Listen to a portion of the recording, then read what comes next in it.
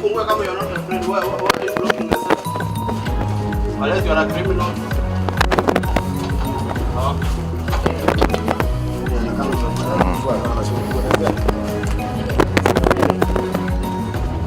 I'm not allowed to discuss. Court order ya kuingia huko asubuhi iko wapi? Court order. Court order ni gani bro? Bro, tusaidie karatasi yote ya kuona. Karatasi yote ya kuingia. Mbona mnavunja pesa? Sawa. Muli access aje huko pia.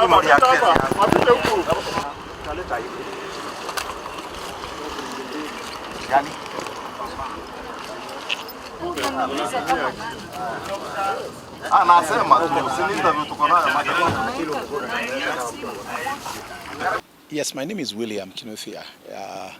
We are here at Our Lady of Peace, Kilty Trust. This is a primary school which was started to assist the less fortunate in the society. It was started about 33 years ago by Sister Josephine Warao. And it's very unfortunate that today morning, after being here for 33 years, assisting the less fortunate, the needy, without paying school fees, and of course, Sister Josephine raising money through the donors and well-wishers. A few people came at around 5 a.m., thugs from the BM security company, which was very wrong. They came and jumped. They came and put a ladder and jumped over, and getting inside, breaking the doors, harassing the Sister Josephine and the workers. They broke into her place, and they took all documentation. They took the crockery. They took the gas. They took school equipment, which is very, very unfortunate. So we are very much disturbed as a society, and people living around Karen, and of course the less fortunate. Now we know this is very wrong, because there are people who have benefited here previously as students who have gone to high school and universities, and some have become even lawyers because of free education. But now it will be very, very difficult for future people who can benefit from this kind of donations and work. I was told it's an assumption of Sisters of Nairobi, the same people who had a case, who took over St. Mary's Hospital. And it's very, very unfortunate, because the same things which happened at St. Mary's Hospital, the long legal battle everybody knows, it has again come to Karen. And what really makes me sad that these are church people. They are not worldly, the people of the world, the way they call people who are not church people. But now the church doing that is very unfortunate. Yes. They were shown the documentation which reads the school. But when people come, and they came as thugs and crowbars and machetes and crude weapon, and breaking the doors and breaking offices, to look into this matter, because thugs and people coming, jumping over the fence is not really a church. That's another society. No, there's no notice, there's no court order, there's no eviction order for that matter, or any other, even the general talk that we want to come in and see what is happening. They just came in just came in 5 a.m., which is very unfortunate. It's very, very sad because, and especially BM, you should understand this, that this was a very sad affair. So, coming to a place without a court order, that should not have happened, and especially for a reputable company like them, behaving like thugs. I mean, jumping at 5 a.m. is very illegal, coming with ladders and machetes and crowbars. I think that's very, very unfortunate. Yeah, but again, even for the Assumption Sisters, I think they would have followed the due process. The due process is sometimes negotiations are the best way to do things, other than forceful There is no property tussle because the title deeds are clear, daylight, written in the name of the school. So there's nothing called Assumption Sisters here. Probably, unless they prove otherwise, we don't know. So the interest, we are trying to find out the interest. And of course, this is Karen. Everyone can know what is the interest. You can tell. Is about not the school, but of course the property. That is how my interpretation is. I interpret it like that because what, as a person, as a lay person, a layman, that is the only way I can say this is fight for property, and the church is in the center of it. We went to the parent police station. We have reported the matter. Yeah, let's see how it goes. But a church or people associated with church should never, because they portray a very bad picture outside. Because everybody was here when the takeover was happening, and and this tussle. I mean, 1 inches. And how do we preach to these people when we have all that? Just as you've heard, what has happened here has happened against any court orders, has happened against the rule of law. Our whole principle has been chased away. Somebody has taken over the management of a whole institution, possessed all the properties belonging to this school, against any support in law, against any documentation, against any order. The manager of the school was chased from this institution as early as 5 in the morning, together with the staff, together with the security. And as we speak, some of them have been injured, some of them are seeking medical treatment, and she was actually placed in police custody, a very elderly woman, without any clout, without any reason. Now, this eviction, whichever way you may want to call it, has been done without any court process, without any court order, without any verification, if there were, of any order whatsoever. The police involved came to supervise this process without any directive from the court for them to participate in this illegal process. And so as it is, this institution has been left without any option but to move to court. So as then every person concerned may be able to come back, not only to pick their things, but to be reinstated back to their premises and back to their fold. Children are coming back to school as from Monday.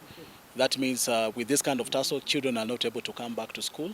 Or if they come back to school, then whatever fee and whatever proceeds they're supposed to pay will be channeled to a different recipient. So those are losses to this institution. Things have been taken away from this place. Things have been broken, and the owners or the occupants of this place have been placed outside the fence. So they need to go back and be able to quantify what has been taken, what has disappeared, what has been damaged. But the loss runs into millions. We raise money through donors and friends. Yeah. They're different people, but they come from poor families living around this area of Ngong and Bulbul and within Dogoreti.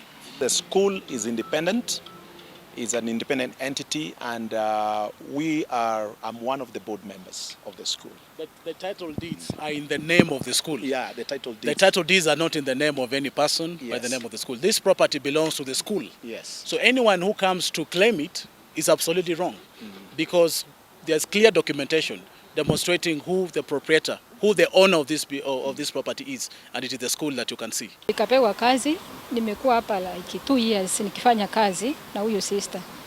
So leo 5 nimeamka kama kawaida nikijiandaa nipeleke sister maombi. Kufika nje nikaona watu juu ya gate. Watu walikuwa wa security, watu kama 20.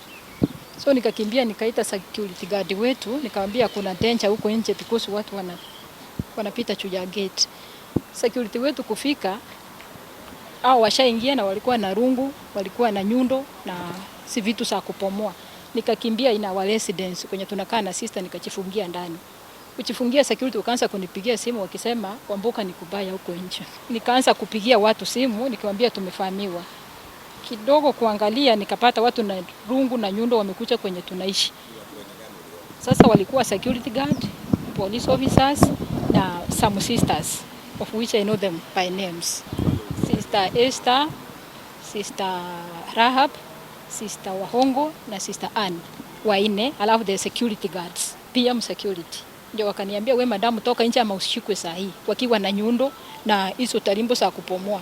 So nikapegi nikawaambia kindly msituue, tumetii because niliona polisi nikaogopa. Wakati nilifungua tu hivi nilirushwa ndani ya maua. Na sister akashikwa shingo, akaambiwa sister you have to surrender everything. Sister wakaingia na polisi wakasimama nje wakavamia rooms zote. Kuna pesa nilikuwa nimehesabia sister jana usiku, silikuwa 80,000 na zingine sikuwa nimemaliza kuhesabu. Nikaona hiyo bahasha ikichukuliwa. Na some documents nilikuwa nimepanga hapo zote zikaenda. So ndio sister mwingine alikuja akaniambia kwanza wewe ndiye utakikani, tulikuambia upotee hapa. Tukakwambia utapotea, ukakataa. Sasa ona itabidi upotee. Ndio nikakimbia nikaenda kwa jikoni nikaanza kuita watu. Kuangalia nje nikapata kumefahamiwa security wetu wamerushwa nje. Nikawaomba nikawaambia kindly niruhusu nitoke nje nitafute mtu anisaidie watoto because nilikuwa na watoto wangu ndani, mmoja alikuwa mgonjwa. Walikataa. So tukapebwa tukapelekwa police station. Kufika police station tukaambiwa vitu vimebebwa na shule imekuwa occupied. Hawa sister wangechukua wakuje wamuongeleshe, sio vita ama kumupiga. Kwa sababu kama mimi ni mfanyikazi hapa natafutia mtoto. Sister ndiye amenilipia huyu mtoto shule. Mimi sina uwezo, sina kazi, ama single mother. I don't have anything. Sister I think alinirokota from the street. Ndio nikakuja kuishi hapa. So nyumba imepomolewa, vitu ziko nje. Mimi niko homeless because sister alinirokota akanisomesha. Nikaenda nikazaa tena akanirudisha nasomesha watoto wangu. It's a lot of money because kuna checkbooks kule msungu anasaidia watoto na mwenye anatusaidia zimeenda. Serikali kama iko na inatusikia, you have to take action. I think kuna wasiri mwenye anasimamia mambo na shamba, kuna wasiri wa security because sijui mimi kura nao nilipiga pati sijui. Wanafaa wakuje na watutafute. Watutafute watusaidie. Wasiwe wanatutafuta wakati wa election peke yake ikisha wanaacha tukiteseka. Like now watoto wangu hawatasoma as from today. Moja is in form 2, mwingine is in class 8. Hata soma. Vile mimi sikusoma na wao watasoma. Ni saa 11:30. Tiposa mimi nilikuwa nimekuja nikaandwa over mwenzangu. Sasa wakati niko nje, tiposa nikaona gari ikaingia ya sister. Walikuwa ndani watu 4. Driver, sisters na BM wawili. So wakahitaji nifungue. Nikakataa kufungua. Wakarudi ndani ya gari sister. Na wakakaa pale ndani. Within 15 minutes gari ya PM na pikipiki wakakuwa wamefika. So kufika hiyo nao hawakuuliza mimi chochote. Na mimi ndo nangoja hii keti. So wakilipita tu na ngazi yao na wakapanda. Wakaweka hapa juu, hata alama ndio hizo mbili. Wakapanda hapa juu na kuruka ndani. So within 5 minutes ni walikuwa na kuluba, manyundo, kuluba tulikuwa 3. Manyundo. Baada ya 5 minutes wakakuwa wamepomoa ile makafuli yenye nilikuwa nimefunga. Mpaka saa hizi niko na ufunguo iko hapa. Ndio hii. Ya hizo makafuli. So yote hivyo makafuli pale ngali huko ndani. Nikihitaji kuingia wakanirutisha nje wa kunisuilia. Mwenzangu mwenye alikuwa ndani akatolewa ndani. Security ya PM. Sasa katika kisirani kiendelea, Land Cruiser ya polisi ikakuja. Tukijaribu tufuate tuingie, tena hao maskari bado tu wanatufutisha nje. Hakuna karatasi ambapo tulionyeshwa. Hakuna karatasi ambapo tulionyeshwa. Mpaka saa hii uharibifu yenye ifanyika huko ndani sijajua kwa sababu tumefungiwa nje.